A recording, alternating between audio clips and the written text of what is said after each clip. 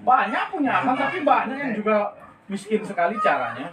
Untuk belajar itu untuk apa? Dia ketahui kebenarannya. Banyak itu membedakan. Untuk apa makanya supaya dia bisa Membedakan. pakai apa? Akal itu hakikatnya pakai apa? Beda. Berkata sebenarnya. Nah ini sederhana, inilah yang disebut dengan Pikiran. berpikir saja secara sederhana. Maunya saya, adik-adik itu berpikir sederhana saja. Biar nanti nggak kaget gitu loh. Kalian ini kan berpikirnya berat gitu loh. Nggak muat sebenarnya di otak kalian itu. Makanya ringan aja cara mikirnya. Jadi fungsi akal itu pakai apa?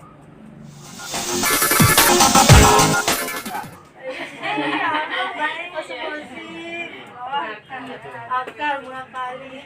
Iya dong. Ngapain kita punya akal kalau nggak pakai ngakal? Akal mengakali. Nggak bisa punya akal kalau nggak bisa ngakal. Makanya saya ilustrasikan. Beda nggak sama cara kita pakai sepeda motor sama mobil? Beda apa? Kita akali lah dia. Bagaimana cara ngakalinya? Kan alat motor sama mobil sama sepeda motor kan beda dia. Beda cara ngegasnya. Ngegasnya kalau motor kan pakai tangan, dia kali pakai tangan. Kalau mobil dia kali pakai kaki. Gasnya kan di bawah. Dia kali nggak? Dia kali. Makanya.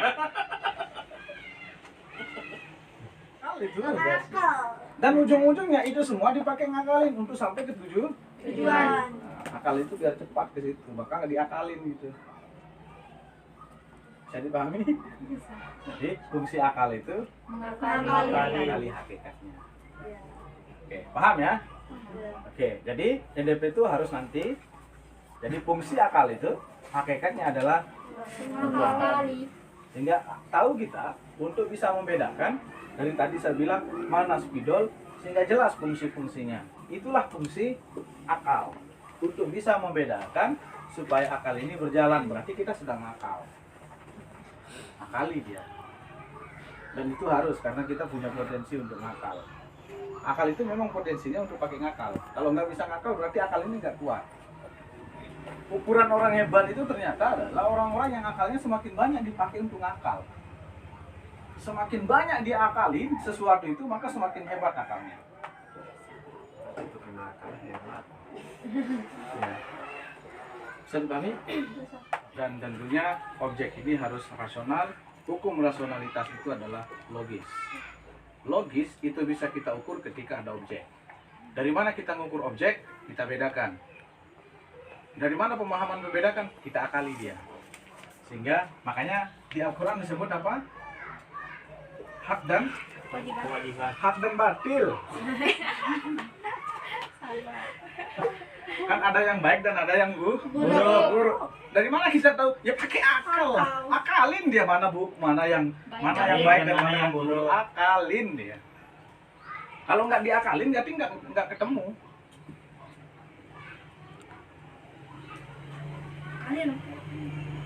Bisa dipahami?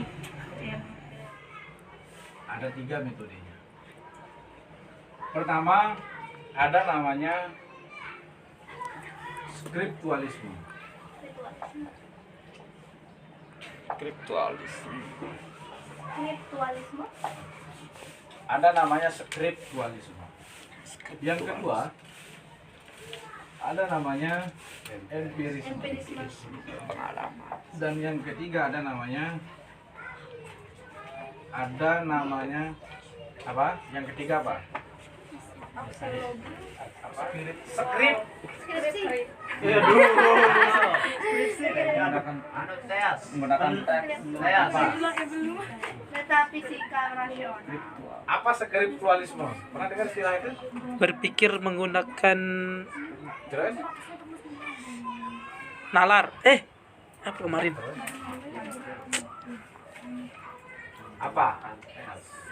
Apa skriptualisme? Google dong Anda.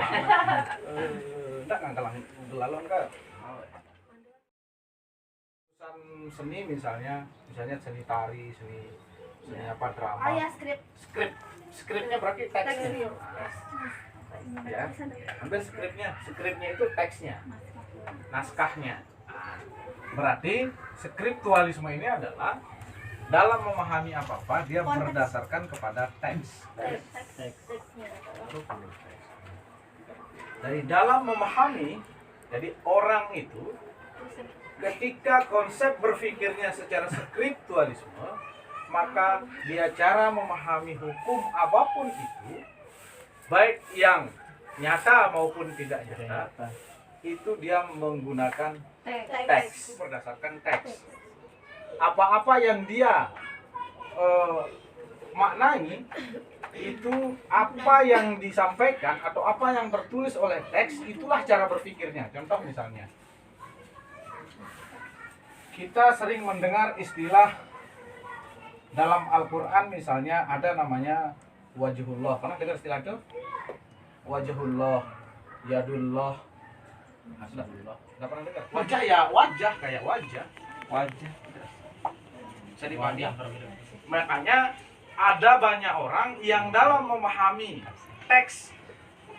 teks-teks yang diimani, teks-teks yang dianggap sebagai konsep dasar dalam keberimanan, itu dia mengacu kepada apa bunyi teks tanpa harus dikias bahasanya atau dielaborasi. Itu tidak menjadi kebenaran.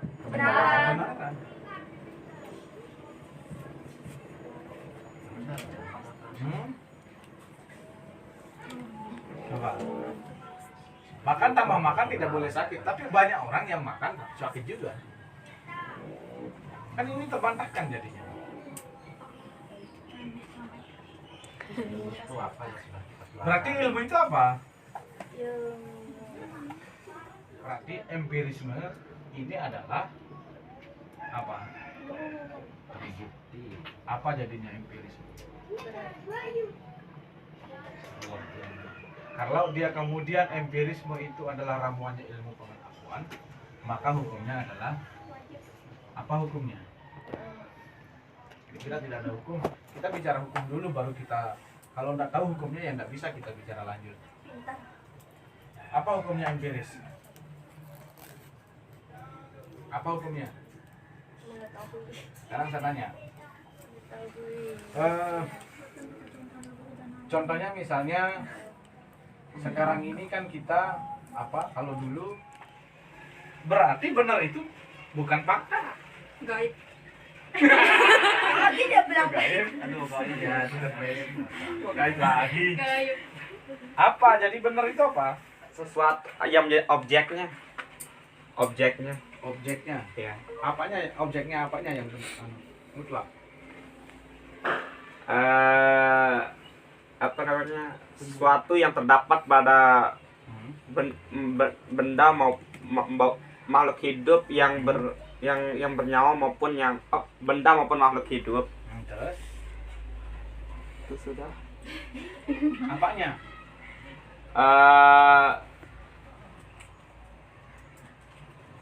Sesuatu yang yang terdapat di apa namanya? Disederhanakan saja, Oke. saja. Sederhana saja. Sekarang kalau kita minum, sederhana saja. Kita pasti lewat mulut. Pasti lewat mulut. Tapi bisa juga lewat hidung. Yang sapi. Bisa lewat hidung. Bisa. Kalau ada orang yang sakit kan. Sakit. Terus Bukan, walaupun kamu udah sakit bisa saya coba kan? Bisa. Coba. Bisa kok langsung selalu masuk air. Bisa nggak? Bisa kan? bisa kalau dia Nah, menginginkannya. Masa lo? Iya kan? Iya. Berarti benar itu apa? Bisa. Kok bisa? Ayo, saya siram hidungnya, Me. Bisa dipaksain. Iya. Ya, ya. Dia orang diabetes. Diabetes ini adalah orang-orang yang harus menghindari Gula. gula. Oke. Berarti dia tidak boleh Minum gula. minum Makan. Nasi. yang Manis. manis. Nah, tapi bukan berarti dia nggak bisa konsumsi kan? Iya. Cuman kalau dia konsumsi apa? Diabetes. Sakit. Masalah. Parah. Darahnya tinggi. Gula darahnya semakin naik. Stroke. Iya. Stroke. Ganti kencing manis. DPT kan kalau di masuk sekolah kan Bisa nggak sederhana sih jawab ya Gati? Aduh sederhana jawabannya. sakit. Beda ini orang kayak inilah. Saya bisa hapus. Ya. Orang diabetes kan gula yang dihindari. Bener. Ya. Jadi bener itu apa? Tidak tahu. Suatu yang Kalau minum lewat mulut yang bener bukan berarti hidung nggak bisa. Tapi kan nggak bener lewat hidung. adanya akal akibatnya. Ya Allah Tuhanku.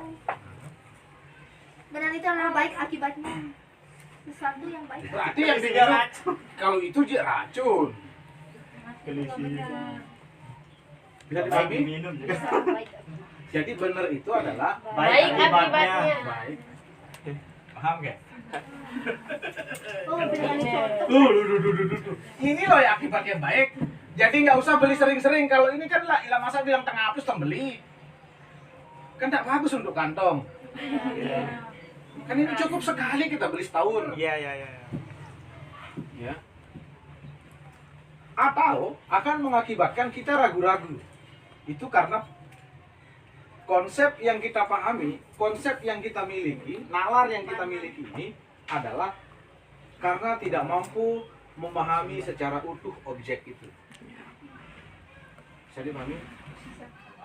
Maka hukum ilmu pengetahuan itu adalah relatif. Setiap relatif itu, relativisme itu adalah paham tentang fluktuatif yang berubah. Seperti saya sampaikan tadi, model fashion hari ini pasti berbeda tahun depan. Tahun depan pun berbeda. Itu namanya teori ilmu pengetahuan. Kalau dulu kan ilmu pengetahuan sebelum kita mengenal misalnya galaksi-galaksi, kita kan nggak tahu bahwa bumi ini bundar. Iya kan? Bumi ini kan kita nggak tahu ini bundar. Bahkan kita nggak tahu sekarang apa yang paling terkecil. Makhluk adalah atom. Iya. Ternyata ada atom ini bisa pecah lagi. Iya. Namanya Ion. neuron, Proton, proton, ion, dan neutral. seterusnya. Kira-kira seperti itu. Nah, itulah yang disebut dengan ilmu Pengetahuan. Karena dia selalu berubah. Kayak ini loh alat telekomunikasi. Yang dulunya biasanya dulu saya Samsung. bukan dulunya saya. Soalnya nanti kalau kita bicara tentang dasar-dasar kepercayaan ramuannya dari sini semua.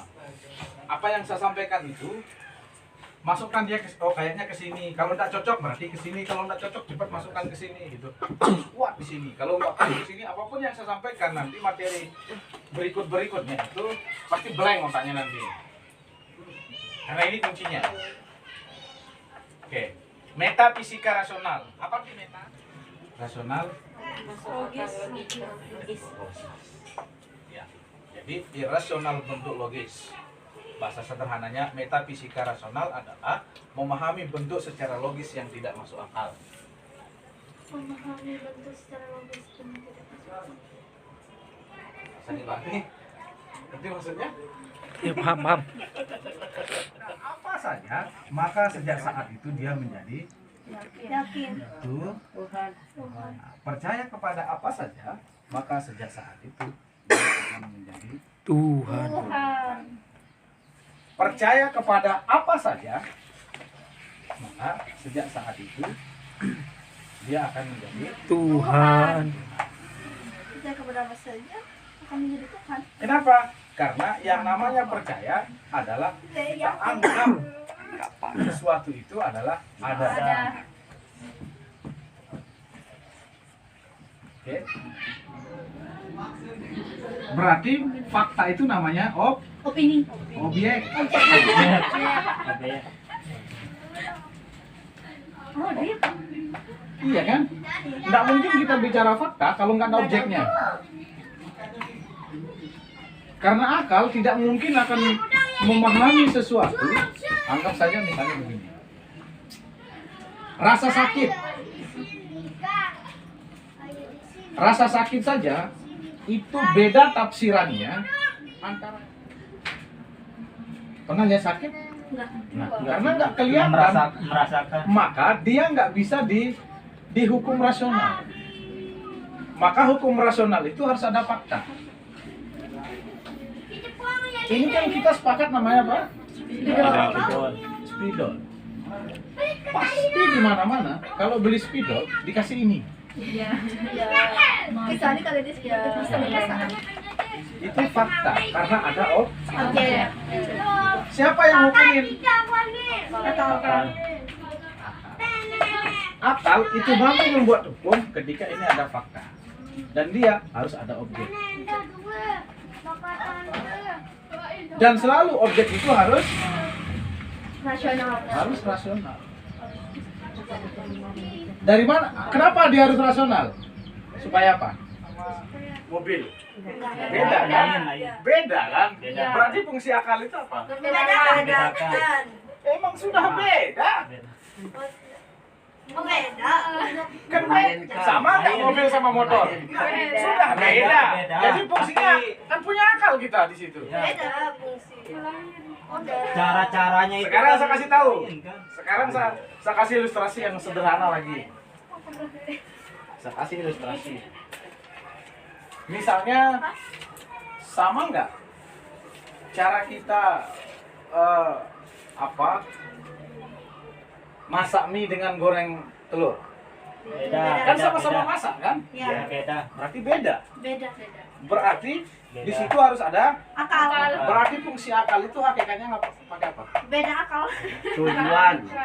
Satu tujuan tapi beda cara. Caranya untuk masak. Masa nakal itu nggak jadi.